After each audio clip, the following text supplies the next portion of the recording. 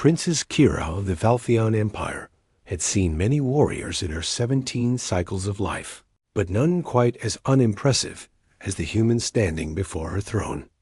He wore no ceremonial armor, carried no gleaming weapons, and bore no scars of honor across his face. The ambassador had introduced him simply as Marcus, a newly appointed security consultant from Earth. His posture was relaxed, almost casual, and his smile bordered on inappropriate given the formal setting. Kira felt her secondary arms twitch with irritation beneath her royal vestments. "This is who Earth sends to protect me during the summit?" she asked, her voice carrying the melodic authority of her station. Ambassador Realm, a silver-scaled diplomat from the Aquarian Collective, shifted uncomfortably. "Your Highness, I assure you that human security forces have proven quite capable in previous engagements." "Capable," Kira repeated, studying Marcus with her 4 golden eyes. "He looks barely old enough to hold rank." Marcus cleared his throat.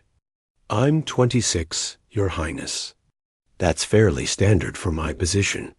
The princess rose from her throne, her 8-foot frame towering over the human. "The Convergence Summit will host representatives from 47 species. Among them will be predators whose claws can rend steel and whose teeth can crush bone. Tell me, little human, what makes you think you can ensure my safety?" "Experience," Marcus replied simply. Kira laughed, a sound like chimes in crystal chambers. "You have the confidence of youth. Very well. Consider this your trial. Tomorrow we depart for the neutral station. Try not to get in my way."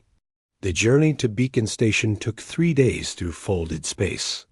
Kira spent most of the voyage reviewing diplomatic briefs and studiously ignoring Marcus, who seemed content to observe quietly from corners.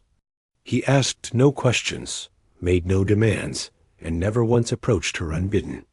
It was almost disappointing. She had expected at least some fumbling attempt at conversation or an awkward display of bravado. When they docked at Beacon Station, the princess was immediately struck by the sheer diversity of life forms crowding the massive diplomatic complex. Methane breathers in environmental suits mixed with silicon-based entities that left crystalline footprints. Flying species wheeled overhead while aquatic delegates glided through suspended water columns. The opening ceremonies were a spectacle of pageantry. Kira delivered her prepared remarks about unity and cooperation, all while acutely aware of the political undercurrents flowing through the assembly. Her empire had enemies here, rivals who smiled with far too many teeth. It was during the reception that everything went wrong. The Craddock's delegation had been drinking heavily, their massive reptilian forms growing louder and more aggressive with each consumed intoxicant.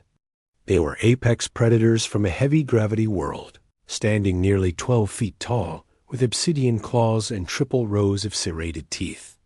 Their species had a reputation for brutality, barely tempered by their recent admission to the Galactic Council. Their leader, Commander Vex, approached Kira's group with unsteady steps. His 3 subordinates flanked him, their pupils dilated with chemical enhancement. "Little princess," Vex rumbled, his breath reeking of fermented biomass. "So delicate, so breakable. Your empire sends children to negotiate now?" Kira stiffened but maintained her composure. "Commander Vex, perhaps you should return to your quarters and rest." "Rest?" Vex laughed, a sound like grinding stones. "I think not. I think perhaps we discuss the disputed territories your father claims. Discuss them properly." He reached out with one massive claw toward Kira's face. Before her guards could react, before she could even flinch, Marcus was there. He didn't shout. He didn't draw a weapon. He simply stepped between them and looked up at the Craddock's commander. "Step back," Marcus said quietly. Vex stared down at him, then erupted in laughter. "A human? This is your protection? This soft, pink thing?" "Last warning," Marcus replied, his tone unchanged. Something in his voice made Kira pause. It was flat, empty of emotion, yet somehow carried weight that pressed against her consciousness. She had heard that tone before, in the recordings of her father's war councils, in the voices of soldiers who had seen too much death. Vex reached for Marcus, those obsidian claws extending toward the human's throat. What happened next occurred too quickly for most observers to follow. Marcus moved. His hand caught Vex's wrist and twisted, using the Crotax's own momentum to redirect the attack. The massive predator stumbled, confused by the sudden shift in his center of balance. Marcus didn't stop. He flowed into the opening, delivering 3 precise strikes to pressure points along Vex's thorax that Kira hadn't even known existed. The commander collapsed, gasping, unable to draw a breath. The 3 subordinates roared and charged. They were apex predators, natural killers from a world where only the strong survived. They had trained in combat since hatching. Marcus dropped the first with a sweep that shouldn't have worked on something so massive. Yet somehow the Crotax's legs tangled, and he crashed face first into the floor.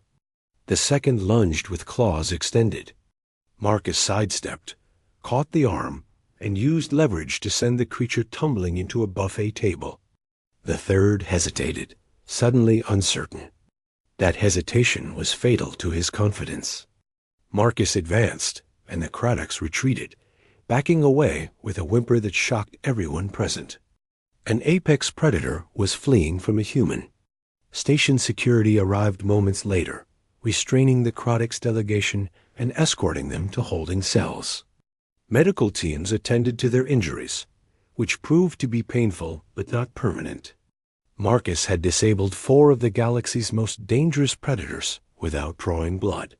Later, in the privacy of her suite, Kira demanded answers. "What are you?" she asked. "No novice moves like that. No security consultant has that training." Marcus stood at ease, his expression neutral. "I told you I had experience, Your Highness." "What kind of experience?" He was silent for a long moment. "The kind Earth doesn't advertise.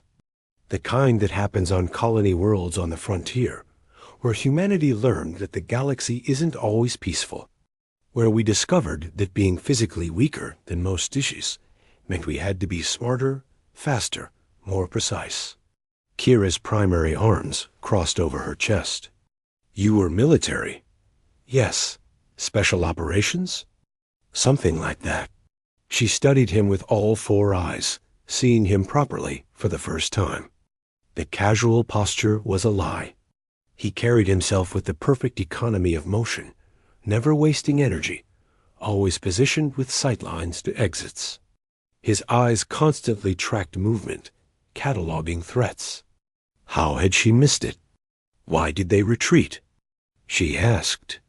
At the end, that last Crotax backed away. He's an apex predator.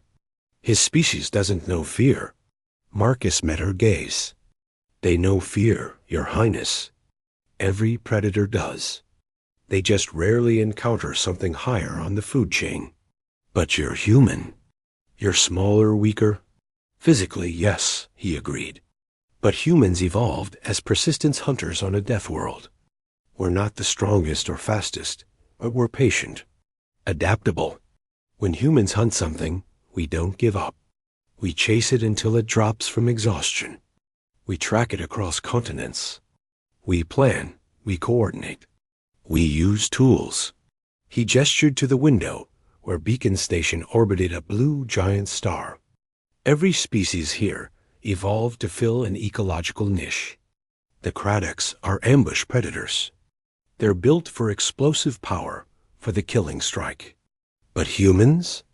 We're the thing that keeps coming. The thing that learns from every encounter and adapts. We might not win the first fight, but we'll win eventually. That Crotax saw something in you, Kira said softly.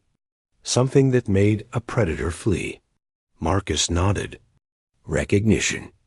On some instinctive level, he understood that I wasn't prey. That if he continued the fight, I wouldn't stop until one of us was down. Apex predators survive by knowing when to retreat. He made the smart choice. The summit continued for another 6 days.